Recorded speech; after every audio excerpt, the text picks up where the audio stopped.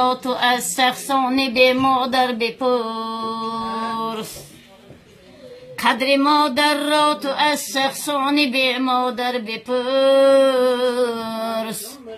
مهر پاکش را تو از به مادران خوبتر بپرس. خانه ای به مادران، خانه ای به مادران مانند ظلمات شب است. قیمتی دیدار مادر را تو از گوهر بپرس، قدر مادر را تو از شخصان به مادر بپرس. مادران روزی قیامت هم به فکر ما و تو، این سخن را از حدیث گرم پیغمبر بپرس. قدر مادر را تو از شخصانی به مادر بپرس، قدر مادر 3 برابر از پدر بالاتر است. این سخن را از حدیث گرم پیغمبر بپرس. قدر مادر را تو از شخصانی به مادر بپرس. مادران روزی قیامت هم به فکر ما و تو، این سخن را از حدیث گرم پیغمبر بپرس.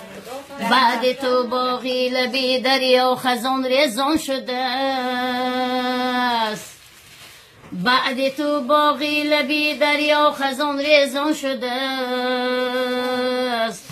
بی وجودم سبز و 3 برگه ها حیران شده است. هر گیاهی این مکان مانند من پزمان شده است. جای باری پیشی در چشمی من گریان شده است. خوشتبان رفتی مادر، نازک بیان رفتی مادر، غصه در دل خنده بر لب از جهان رفتی مادر. خوشتبان رفتی مادر، نازک بیان رفتی مادر، غصه در دل خنده بر لب از جهان رفتی مادر.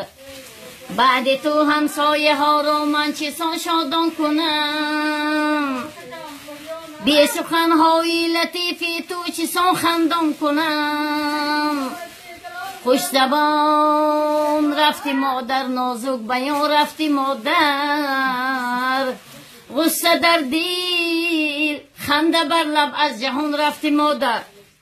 مشکلی بر سر فتاده بی تو چون آسان کنم، درد تو درمان نشد خود را چیسان درمان کنم. خوش زبان رفتی مادر، نازک بیان رفتی مادر،